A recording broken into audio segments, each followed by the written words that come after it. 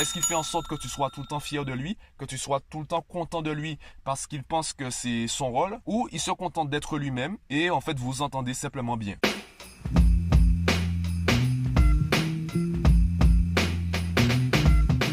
Yo, aujourd'hui je vais rester sur le thème de la communication et je voudrais te parler de ce concept qui est qu'on est tous responsables de nos émotions, de nos réactions et donc de nos réactions émotionnelles. Tu as le pouvoir sur toi-même, tu as un certain pouvoir, un certain contrôle sur tes émotions. Et en quoi c'est une bonne nouvelle? En fait, j'ai réfléchi à la manière dont j'allais tourner ce podcast et avant de t'expliquer quel est l'intérêt d'avoir le contrôle de nos émotions, je vais d'abord t'expliquer le risque qu'il y a de ne pas avoir ce contrôle. Les meilleures personnes pour en parler, ce sont les manipulateurs. Quelle est la différence entre une personne qu'on va qualifier de manipulatrice et une personne qu'on va qualifier de problématique ou une personne qu'on va simplement pas aimer, pas forcément détester, simplement on n'a aucune affinité avec elle? C'est quoi la différence entre les deux? La personne qu'on va estimer problématique ou qu'on ne va pas aimer ou qu'on va détester, eh bien, en quelque sorte, elle est fidèle à elle-même. Elle t'a montré qui elle est et tu as dit, bon ben, je n'aime pas cette personnalité, je préfère m'éloigner. Donc ça, c'est très bien. Tout de suite, tu sais où tu en es. La personne en face sait où elle en est. Vous vous séparez. C'est très bien. Le manipulateur, qu'est-ce qu'il fait? Au début, il va avoir un comportement neutre. Il sera ni trop, ni trop peu. Et il va apprendre à te connaître. Meilleur il sera, et bien plus courte sera l'analyse. Il va très rapidement savoir quels sont tes déclencheurs. Déclencheurs, c'est quoi? Ce sont les phrases, les situations, peut-être les expressions faciales qui vont créer en toi, qui vont déclencher en toi une certaine réaction. Ça peut être de l'apaisement, ça peut être de la tristesse, ça peut être le sentiment amoureux, ça peut être la colère également, on peut également jouer sur ça. Du coup, imaginons une situation où tu es en colère, eh bien le manipulateur va appuyer sur le déclencheur de l'apaisement pour que tu puisses te calmer. Et ça va fonctionner jusqu'au jour où tu vas te rendre compte de la supercherie. Tu vas te rendre compte qu'il va répéter, il y a des schémas qui vont se répéter pour changer ta réaction émotionnelle. De la même façon, tu as peut-être un déclencheur pour la joie. Eh bien, on va jouer dessus, on va appuyer sur le déclencheur pour créer en toi de la joie et obtenir de toi ce qu'on veut. Et le jour où tu vas prendre conscience de l'existence de ces déclencheurs et de la capacité des gens à en profiter, tu vas pouvoir faire le tri sur les déclencheurs que tu veux garder et les déclencheurs que tu veux retirer ou simplement changer. Et c'est ça la bonne nouvelle dans le fait de se sentir responsable de nos émotions et de nos réactions émotionnelles. Tu peux prendre du recul, tu sais sur quoi travailler. Le problème, c'est que avec les enfants, on ne parle pas de l'existence de ces déclencheurs. Dans notre façon de communiquer avec les jeunes, ou les enfants en bas âge, on va les rendre responsables de nos émotions. Il n'y aura pas de déclencheur entre l'enfant et nous. L'enfant sera directement responsable de notre tristesse ou de notre fierté, de notre joie, etc. On va dire à un enfant, rends-moi fier. Ou je suis fier de toi, je suis content que tu agisses comme ça. Tu seras un gentil petit garçon, une gentille petite fille seulement si tu agis comme ça. On va conditionner leur comportement pour qu'ils puissent satisfaire nos besoins personnels. Et prendre conscience de l'existence de ces déclencheurs, ça ne veut pas dire qu'on ne doit pas ressentir ce qu'on ressent. Ça ne veut pas dire qu'on doit se sentir coupable ou qu'une mère qui est triste en voyant son fils faire ce qu'elle qualifierait d'une bêtise, elle n'a pas à se sentir coupable de ressentir la tristesse. Elle n'a pas à se sentir coupable de reprocher à son enfant de faire quelque chose. Ce n'est pas cela. Tout est dans la formulation. Ben, pour faire simple, la maison des parents, c'est la maison des parents. Et puisque je suis chez moi, ce sont mes règles. Le problème, c'est qu'on n'énonce pas les règles. Le problème, c'est que lorsqu'on est enfant, on a l'impression que les règles des parents, c'est au jour le jour suivant l'humeur. Un jour, j'ai le droit de faire ça. Un jour, je n'ai pas le droit de faire ça. Il vaut mieux avoir quelque chose de fixe et d'explicite dès le départ. Comme cela, tout le monde peut s'adapter. C'est là l'intérêt du coup des textes de loi. On sait tout de suite où on en est, on sait tout de suite qu'est-ce qu'on a le droit de faire ou de ne pas faire et on peut s'adapter par rapport à cela. Évidemment, c'est de la théorie. Dans la pratique, il y a des textes de loi qui se contredisent. Et là, on parle quand même de textes de loi. Ce sont des bouquins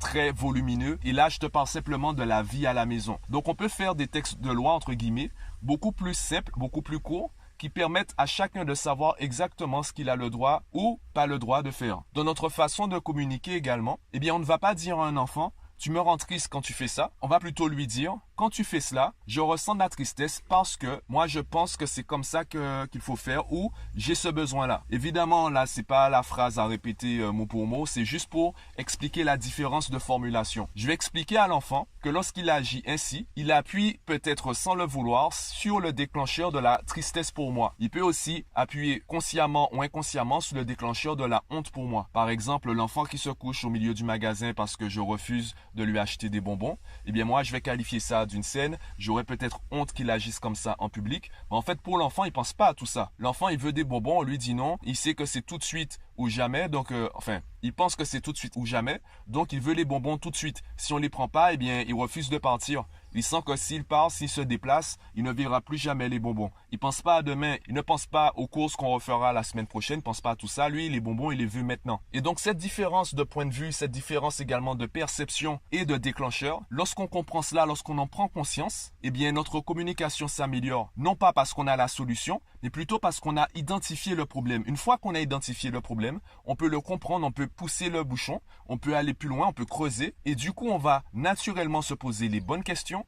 Et avec les bonnes questions, on trouvera les bonnes réponses et donc les solutions à notre problème. Donc tu peux l'analyser avec ton entourage ou même avec tes enfants. Il y a entre guillemets un jeu que j'ai découvert dans le livre La troisième voie de Stephen Covey, où l'astuce était très simple. Une fois que j'ai fini d'expliquer ce que je veux, je demande à la personne en face de m'expliquer ce que je veux. Si elle arrive à dire ce que moi je veux, eh bien elle a vraiment compris ce que je veux. Par contre, s'il y a un fossé, je me rends compte qu'il y a un problème de communication entre les deux. C'est pour cela d'ailleurs que les professeurs à l'école demandent à chaque fois « Est-ce que vous avez compris ?» ou « Qui n'a pas compris ?» Le problème, c'est qu'on se rend compte que ces questions-là, elles sont maladroites. Puisque si tu penses avoir compris, tu diras pas que tu n'as pas compris. Même si tu penses avoir compris, ça ne veut pas dire que tu as compris. Tu penses avoir compris. Tu penses que tu maîtrises le sujet alors que tu es complètement à côté de la plaque. Par contre, quand le professeur demande qui peut m'expliquer ce que je viens de dire, eh bien généralement il y a moins de mains qui se lèvent, ils disent qu'ils ont compris mais ils ne savent pas comment expliquer. Pour faire simple, tant que tu n'arrives pas à expliquer de manière efficace ce que tu penses avoir compris, eh bien tu n'as pas vraiment compris. D'ailleurs on dit que la meilleure façon de maîtriser un sujet c'est de l'enseigner, car plus tu enseignes,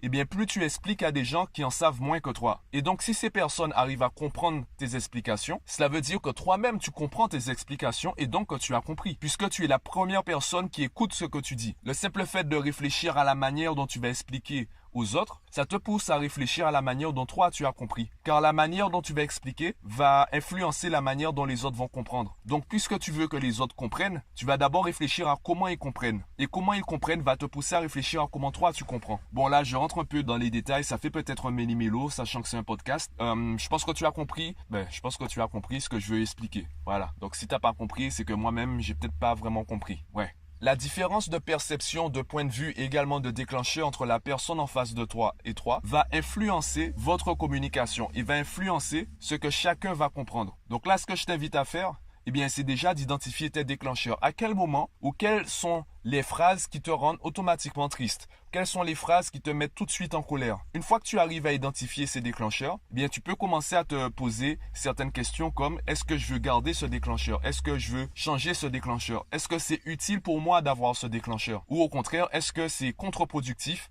de garder ce type de déclencheur? À partir de là, tu pourras déjà mieux cerner les échanges que tu as avec les personnes autour de toi. Tu peux aussi analyser comment ton enfant ou comment un enfant interagit avec toi. Est-ce qu'il fait en sorte d'appuyer sur les mêmes déclencheurs? Est-ce qu'il fait en sorte que tu sois tout le temps fier de lui, que tu sois tout le temps content de lui parce qu'il pense que c'est son rôle, ou il se contente d'être lui-même et en fait vous entendez simplement bien? Est-ce que vous êtes simplement deux personnes qui sont elles-mêmes à 100% et vous entendez bien, ou chacun essaye de satisfaire les besoins de l'autre en appuyant sur les bons déclencheurs? Dis-moi ce que tu en penses en commentaire, si tu es d'accord avec ça, si tu avais déjà réfléchi à ces déclencheurs, à ces réactions émotionnelles et ces besoins personnels. Si tu aimes, pense aussi à cliquer sur j'aime. Abonne-toi à la chaîne si ce n'est pas encore fait. Et moi, je te dis à bientôt.